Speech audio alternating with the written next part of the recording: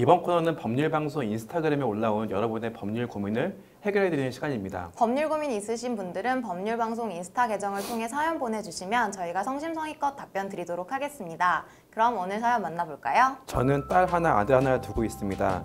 남편과는 20년 전 사별을 했고 20년간 홀로 식당을 운영하면서 두 아이를 남부러지지 않게 키웠습니다. 그러다가 위암 초기 판정을 받고 일을 그만두게 되었고 병원을 다니면서 치료를 받고 있습니다. 그러던 어느 날 아들이 찾아왔는데 엄마, 이제 연세도 있고 병원도 혼자 왔다 갔다 하기 힘들 텐데 우리랑 같이 사는 게 정 불편하면 옆집으로라도 이사 왔으면 좋겠어. 그럼 너네가 힘들지, 난 괜찮아. 그래서 말인데 엄마가 가지고 있는 그 건물 내 앞으로 해주면 힘들지 않을 것 같아. 엄마 평생 옆에 두고 잘 모실게. 그럼 지영이도 더 잘할 거야, 엄마. 어디 요즘 애들이 옛날처럼 부모 생각하나요? 재산이라도 주면 그래도 잘 돌봐주겠지 싶고 또 하나밖에 없는 아들이라 어차피 물려줄 재산이었고 해서 식당하면서 모은 전 재산으로 산 건물을 아들 앞으로 해주었습니다. 그런데 여보세요?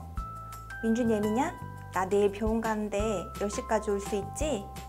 어머니, 저는 내일 민준이 학교 학부모님들이랑 약속이 있어서요. 힘들 것 같아요. 여보세요? 진석이냐? 이번 주말에는 한번 들릴 거지? 우리 얼굴 못 본 지 꽤 됐잖아. 밥이라도 같이 먹자. 너네 동네로 이사 온 후에 아는 사람도 없고 엄마 답답해. 엄마 어쩌지? 내가 이번 주는 차장님하고 약속이 있는데 다음 주는 꼭 들릴게. 바쁘니까 끊어. 아들 내외는 약속과는 달리 건물을 받아간 후로 찾아오지도 연락조차도 없었어요.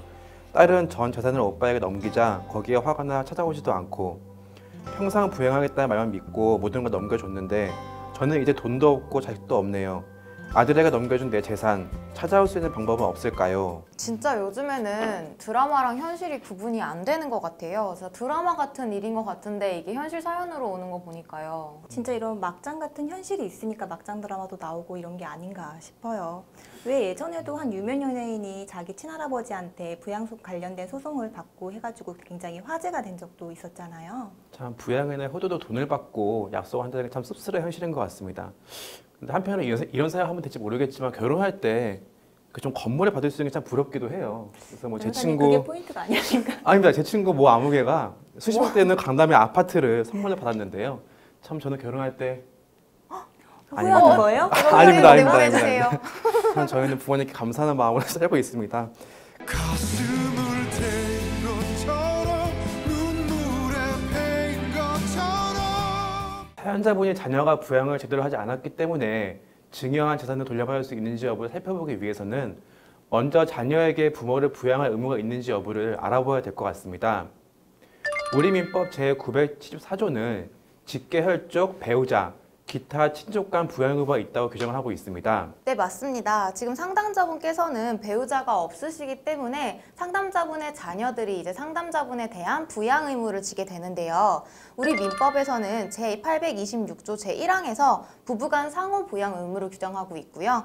민법 제974조 제1호, 975조에 따라서 그 제2차적인 부양 의무도 규정하고 있습니다. 그리고 사연자분께서는 아드님이 그 사연자분을 평생 잘 모시겠다라는 이제 부양 의무를 전제로 해가지고 이 건물을 증여하셨기 때문에 이건 이제 부담부 증여계약 내지는 조건부 증여계약이라고 볼 수가 있는데요. 우리 판례에서는 이제 이러한 부양 의무를 전제로 해가지고 증여계약을 했음에도 불구하고 부양 의무를 충실히 이행하지 않았을 때는 증여계약을 해제하여 다시 그 증여한 건물이나 부동산을 반환하라는 판례가 존재하기도 합니다.